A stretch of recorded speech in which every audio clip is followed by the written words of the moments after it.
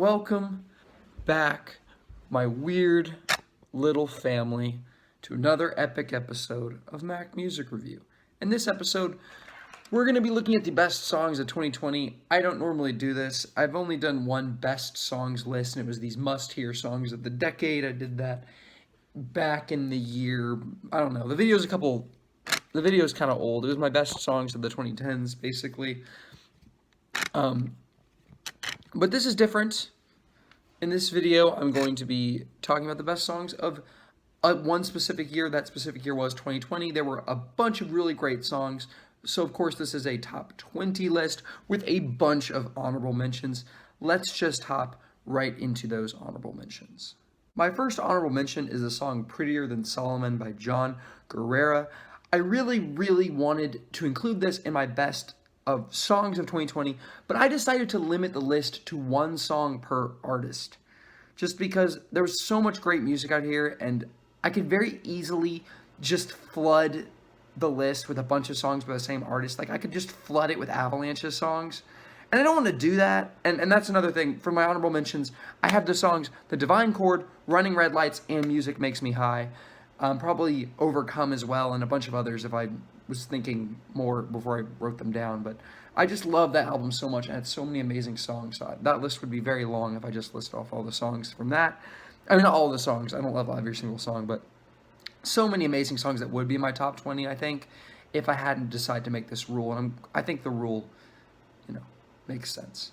I'm going to list every song on the new Bob Dylan album because I couldn't pick just one because I think they're all kind of great in their own way, but none of them made the top 20, so yeah, sorry about that. All of the songs in the Hot Country Nights, once again, because I couldn't pick just one. I wanted to say Pick Her Up, but I also wanted to say Asphalt, but I also really wanted to do Then It Rained. But then the other songs are just so fun, and You Make It Hard is so fun, and it's just such a fun album, and I couldn't just pick one. It would break my heart. Or just list several like I did with the Avalanche's album. I really just want to pick like all of them. Even the outro, which I think is the worst song, is still worth mentioning because it's so funny. It's so good. But yeah. And then the album, the song Laugh Now, Cry Later by Drake is one of my favorite hit songs of this year. I thought it was really great. Don't Let Me Die in America by Of Montreal was another really great song that I just came back to again and again. One of my most played songs of 2020. It was a lot of fun. I think the album is definitely not great. There's things wrong with the album, but the song itself is really awesome. And then I have Every Single for Strange Times by Gorillaz, which really was just a compilation of singles until, it came out as an album and there were like 3 or 4 songs that were new. I thought those were the weakest songs on the entire album, but the singles were fantastic. I actually included one of those singles, spoiler alert, in the top 20, which you'll see in a minute. But every other single that I didn't include in the top 20, just to let you know, they're all amazing and you should listen to every single one of those songs. And then 1238 by Childish Gambino. I wanted to include this album early on in the year. I was sure it would be in my best albums of 2020, in the top 10, maybe even in the top 5. But then I just kind of fell out of favor with me, and I just wasn't something I came back to again and again. I slowly liked it less and less. But the song 1238 is still an amazing song, and you should totally check it out. 21 Savage kills it. Last honorable mention is the song Dynamite, another one of my favorite hit songs of 2020 by BTS. This is a really awesome, super fun song. Don't have a lot to say besides that. Let's hop into the top 20 songs of 2020. My first pick is the song God is Perfect by Freddie Gibbs. Apparently, according to Amazon Music, this was my most listened to song in the year 2020.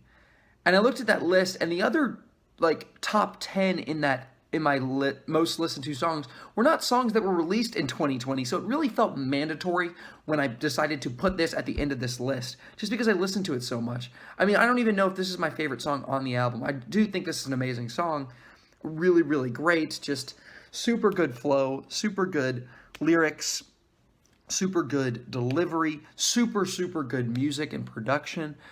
But honestly, there might be a better song on the album. This just felt mandatory to put this on this list, so off to a good start. Cosmic by Denzel Curry. This was another album that I thought would be in my top 10 albums of 2020, maybe even in the top 5. But once again, it's an album that I really listened to a ton, but there's not a lot of depth to the album. It really is a fairly shallow album. It's a very short album. It's very light listening, and that does sort of count as a negative for me. But the song Cosmic is really great. This is an amazing song. This is such a cool song. You feel so epic and so cool. Kenny Beats on the production, one of the most underrated producers, I will say, working today. He is a really great personality. He's very fun to watch. His show, The Cave on YouTube, is for free to watch on YouTube. It's not like a YouTube Red show. It's really good. And the long form music video they did for this was awesome. It was awesome. I don't know if it got the Grammy. I think it did. It get nominated for Best Music Video, but hoping that wins because that was awesome. It Doesn't Just Happen to Anyone by Destroyer. This is a really, really cool song. And honestly, it's really, really up in the air. Just like with God is Perfect, I could have picked literally any song from the album to be in this. This is just the one that was on my mind. The first thing I think of when I listen to this album. I mean, of course, The Raven comes to mind, but this is the one that immediately when I think Have We Met by Destroyer, this is the song that pops to my brain. It's an awesome song. It's so, so cool. The lyrics, the music, the whole aesthetic of the song. And that's what Destroyer does really, really well, is having a cool aesthetic, a cool vibe, a cool feeling associated with the song that can't be described by words. That's what he creates with the song. And it just feels so cool. You feel so cool while you're listening to it. You just feel like it's so epic, but it's also so small at the same time. It's a really, really great song. Cycles by Rap Ferreira, or however you say his name, at number 17. Honestly, once again, I'm saying this too often. This is another one of those songs, which is just a random pick because when I think of the album, this is the one that comes to mind. And honestly, I really, really just wanted to. This is not an album that stands out because of the singles for me. Purple Moonlight Pages works so well as an album, as a collective experience, as just listening to the whole thing from front to back or randomly. You don't really need to listen to the songs in order. I usually listen to it on shuffle. But this is an album where every single time a song pops up, I don't skip it. I listen to it all the way through because each individual song is that good. Besides the Master Plan, that's easily the worst song on the album. But it really was just a toss-up, and I really wanted to include a song from the album on this list because it was my favorite rap album of 2020. I don't think it's the best rap song of 2020. I don't think it had the best rap song of 2020, but I think it's the best rap album of 2020, and this is a fantastic song. The song The River Sang by Kansas was a huge surprise for me. The album is shockingly good, and the only reason it didn't get an honorable mention or be in the top 10 is because I just didn't revisit it a lot because this is not my type of music. I rarely ever listen to prog rock, especially prog rock made, in the year 2020 by a band that was a prog rock band, when prog rock was a thing, when it was popular. But this is an amazing song. It gives me super strong, like, Roundabout by Yes vibes, and just how cool it is, how original it sounds, and how fun it is. And just also the lyrics are super good. This song is really, really well written, really encouraging, and it feels a lot bigger than it is. It feels like a song that is extremely meaningful and just profound and wide-reaching with its scope. It's a really, really cool song. Good News by Mac Miller. What a song. What a song. What a song to get you in your feels, man. This is a very emotional song. If you don't believe me, watch Fantano's, I'll try to link it in the description. Watch Fantano's extremely raw reaction to the song, where he just cried his eyes out. I mean, I've never seen anything like that. In a reaction to, probably in a reaction to anything. I don't watch a ton of reaction videos. I mean, sometimes I do for fun, but this was kind of shocking. His very violent reaction to the song. It's a fantastic song, extremely well written, amazing vocals, amazing music, very sad, very emotional, very, very good, very wholesome, very comforting, very kind. I don't have much else to say about it. Lonely Saints by Lonely Saints by Chase Tremaine. I was going to say Saint Tremaine. Oh my goodness. He's a Christian, but I don't think he's a saint. I don't think the man's a saint. by Chase Tremaine. This song, on first listen of this album, this song struck me immediately. Immediately, this was the one that stood out to me. And the album itself is just great. The album is really, really great. But this song hit me the first time I heard it. And it just, the feeling of like loneliness in it and his want and him just asking these questions. Does heaven have lonely saints? And does heaven have wasted days? These thoughts about the afterlife and these thoughts about his life on earth and how, you know, he's lonely and he doesn't want to be lonely in heaven. And how does this work? And it's just a song that really, I mean, I'm a Christian, and I think it strikes in a really emotional chord with me because it connected to my faith and the ways it asked these questions and stuff. And it was just, man, this song got me. It's a really, really great song. This is not on purpose at all. I don't know how this happened. My number 13 is the song Friday 13th by Gorillaz. Heck yes. Heck freaking yes. This song is amazing. Oh my goodness. This song is getting slept on. There are people, I mean, freaking ARTV, what an idiot. He said this was the worst song on the album. I think a Spectrum Pulse as well said this was the worst song on the album. What? This song is a grower though. This is, I'll tell you that. Like, you can't listen to this song once or twice. You gotta listen to it 5 or 6 times, and then you're gonna love it. Like, this song is this very stonery vibe. It's very chilled out and very like, I'm very drugged out. The guy sounds like, just like Fantano said, he sounds like he just woke up out of like a coma, a drug-induced coma, and he's just kind of moving around. But the vibe it creates is like addictive. It's hypnotic. It's a hypnotizing song. It's beautiful. It's amazing. I love this song. A Few Words for the Firing Squad by Run the Jewels at number 12. Man, and there were other songs I could have picked for this, but this is the song from the album that I think is the most impressive all the way through. It's true that the outro can be seen as a negative, because the outro after, I mean, of course, the musical aspect, like, you know, when I talk about the outro, I mean the part where the music totally shifts from the very dark and dramatic thing to this, you know, gets kind of fun, and it goes to the narrative. And I can see what that's doing for the album. It kind of makes it where you can, like, loop the album. Like, song 12 connects to the first song. Like, the last song on the album goes directly into the first song on the album. But it kind of takes a little bit away from the emotional aspect and the emotional climax and insanity that is that, you know, the end of the song that's not the true ending of the song. It's hard to talk about this. You gotta know, you know what I'm talking about if you've heard the song. But it's an awesome song. It's one of the best endings to an album, one of the best outro tracks of any song in 2020. One of the most impactful songs of 2020.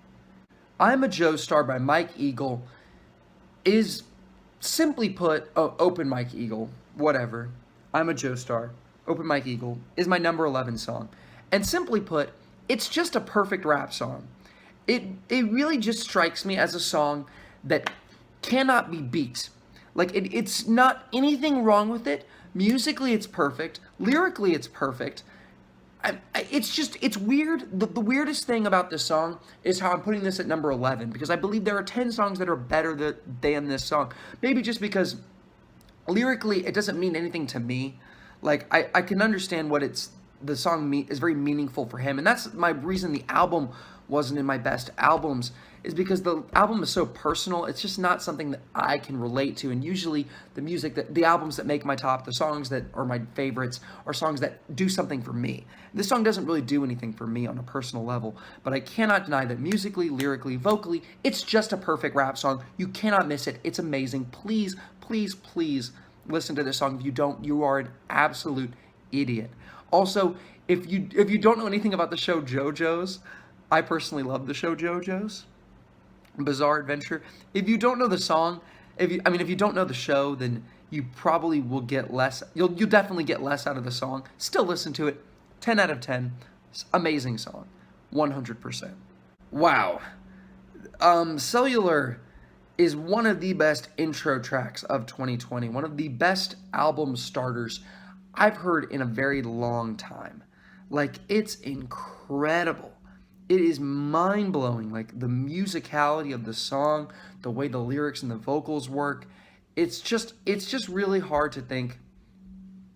I mean, I'm saying this, but I'm not really telling the truth because I do have an intro track that I like better than this. We'll hop into that later in the video. But this is an incredible song. Oh my goodness, this is so cool. The best song on the album easily, and just a song that you shouldn't miss. Cellular by King Cruel. Check it out. Fetch the Bolt Cutters was my favorite song. Was my favorite album of 2020. And it was just kind of, I mean, I don't know if it was my favorite, but I put it number one, and I just objectively, I think it is the best album of 2020. I think it did the most. I think it was the most new. I think it was the most just objectively impressive and well-made and original. I think it was just so original and so new and so impressive from a songwriting, musical, and lyrical perspective, and a vocal perspective as well.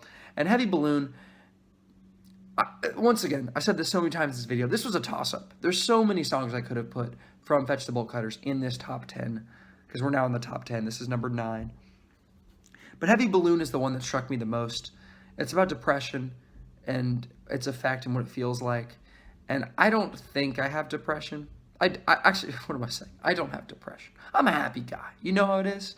But I've been sad before, and it even captures that. It even, if you've had depression, you can probably understand what this song is saying. But even if you haven't, it really illustrates what depression feels like for her, and what it probably feels like for so many people. It's very good. Kyoto by Phoebe Bridgers. This song does not fit on the album at all. It is the best song on the album, and it's like a pop song. It's like the most upbeat song on the album. From a musical perspective, lyrically, not as much, but musically, it's super upbeat. It's super encouraging. It's super fun. It's super original. And simply put, it's just one of the best pop songs I've heard in a very long time. Easily the best pop song of 2020. Even though you might just say it's an alternative song, you might say it's an indie song. I'm going to, it's an indie pop song or an alternative pop song. It still fits in the pop genre. And it's a fantastic song. Listen to this song. You will not regret it. It's a good time. Invisible String by Taylor Swift. I'm not even, it feels weird to put this right after Kyoto and saying Kyoto is the best pop song. I don't count this as a pop song. This to me is a singer-songwriter song. It doesn't feel like a pop song or like a folk type song, or this isn't a pop song. I'm not going to say this is a pop song. But Invisible String is my favorite Taylor Swift song. It's easily my favorite song on Folklore, which had a bunch of really great songs. And it just struck a chord with me that I literally cannot explain with words. It's one of those songs, it's like, like Futura Free or Nikes, where you can't really describe, both Frank Ocean songs from Blonde, where you can't really say what about the song hits you in the way it does, but it does. This song hits, and I don't know why it hits, but it's very meaningful. No, it's not. It's just a really great song. It's not meaningful to me, but it's so cool. Music, I don't know. I don't know why this song is this high on this list. I don't know why I love this song. I don't know why it makes me feel the way it does, but it does, and I love it, and it's great. Interstellar Love by the Avalanches. This song blew my socks off. This song just made me trip out when I heard it very recently, a couple weeks ago. It was just blew me away. It was so good, and it still is an amazing song. I listened to it on repeat, which I think made it lose a little bit of its luster, but it's still an amazing song. Still one of the best songs of 2020. Still one of the best Avalanches songs they've ever made, ever. Oh my goodness, it's incredible. This album is incredible. This album was so good. We Will Always Love You is getting so slept on by people. Like, they're not giving it the attention it deserves. It's not getting the praise it deserves. It needs to be praised. I would not be surprised to see this album overtake Fetch the Bolt Cutters in my best albums of the decade, of the 2020s, when that, 10 years from now, if I'm still doing this thing, I would not be surprised if I like I like that album better. Because honestly, it's just an amazing album, and this is an amazing song. Sho Baraka's Their Eyes Were Watching was going to be my best song of 2020. And then I don't know what moved it down. Like literally like a couple, maybe even a week or two ago, I said this is the best song of 2020. And then I guess I just listened to more music. And I guess I just had to like, subjectively, I absolutely love everything about the song. But I think objectively, there are songs that are better. And I think there are songs that just do more and that just do sound better. And just subjectively, I just love this song to tears. Like, once again, it's something that's hard to describe with words. The song is just so meaningful and so profound. But it's not, though. That's why I didn't have it as the number one. It's like, it is to me. But I think literally the song is kind of, I don't know. It's hard when you try to mix the objective and the subjective in a list, but I try to do that. That's what I did with my best albums of 2020, and it's tricky. But this is easily one of the best songs of 2020. You might not like it, but I love it. One More Year by Tame Impala is my favorite Tame Impala song. It was one of my favorite songs of 2020. For a while, I was convinced it would be the best song of 2020, but then I heard the number 3. We'll get into that later. Anyway, this song is awesome. It creates a really, really, really cool vibe. It just, if you close your eyes and just lean back in your chair, it's going to take you to another world. It feels so cool, so psychedelic, and so interesting. The lyrics are great. The way it deals with the passage of time, and that's the concept, the theme of the entire album. But I think this song takes that concept and that theme the best and just runs with it. And it offers some really crazy thoughts about him and his marriage and like life in general. And it's a very like deep and profound song while also just being musically fantastic and totally having a non-linear weird song structure helps the song immensely. It's a really fantastic song. Once I heard this song, Losers 2, which is my third favorite song of 2020, I was convinced it would be the best song of 2020. In fact, I remember going up to my brother, who is a massive music nerd just like me. We listen to a lot of the same music. And I said, brother of mine, this is going to be the best song of 2020, and I'll pay you money if I can find a better song, or if you can find a better song in the year 2020. Fortunately, he has forgot that I've said that he's forgotten that I promised I would give him money, because I would give him money because I found 2 songs that I think are better. But Losers 2 is the most, it's really up for debate. Like ARTV and Spectrum Pulse have talked extensively about this album in their list of the best songs and best albums, and different songs hit them more. Like neither of them even mentioned Losers 2. I'm the only person that included this song. Wait, actually, ARTV might have included this on his best of list, but this song hit me so hard. I think it's an amazing song. Just the conviction and this guy's vocals is insane. The lyrics are amazing. The music is amazing. It's a gut punch. Just a warning before you listen to it. If you came from like a tough background, just watch out, because it might hit you in a very hard way. My number 2 song is My Rajneesh, and let me just tell you, Sufjan Stevens is an absolute idiot. The man is a imbecile. He's a whack job. He's a stupid head, I dare say, for not including this on the album, because it's way better than everything on the album. It is significantly better than every single song on The Ascension. And this song is amazing. In fact, I didn't even like The Ascension. I thought it was so overblown and so long. We need to bring back short albums. Like, I don't mind the aesthetic of the album. I don't mind the music. I don't even mind the lyrics. I don't mind the vocals. It's just too darn long. It's so long. It's massive. But this song is massive. It's a long song. It's over 10 minutes long. And it's absolutely beautiful. It's transcendent. It transcends the human experience. It transcends your body, takes you out of your body, transcends like maple candy. It transcends the best candy. It transcends like a Krispy Kreme donut. This song is transcendent. It's what The Ascension should have been. And The Ascension should have been shorter. That's all I have to say.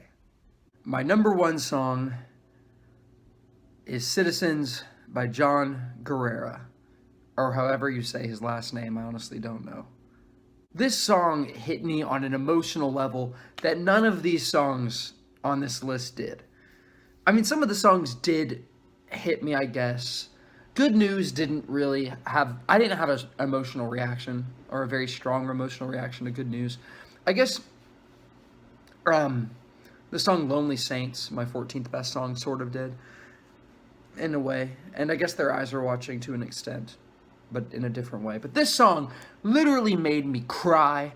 It didn't the first time I heard it. It really was kind of later that I you know, it was literally 1 week ago. I was driving down the mountain in North Carolina, and I was crying. It made me cry. And then I was driving to the mountain another time the next week, or it was 2 weeks ago, and then the next week I drove to the mountain and I listened to it, and I cried a lot more. The song really sank in, the meaning and the lyrics and just how sad and powerful the song is just got to me. And it might make you cry, man. I think specifically if you're a Christian, the lyrics will hit harder because the song is about the way Christians have treated immigrants, and specifically how Christian conservatives treat immigrants and how our callousness towards the subject of immigration. And it's very heart-wrenching and sad, and very powerful. An amazing song in general. Like, it's super good from a musical perspective and everything. Anyway, thanks for watching the video.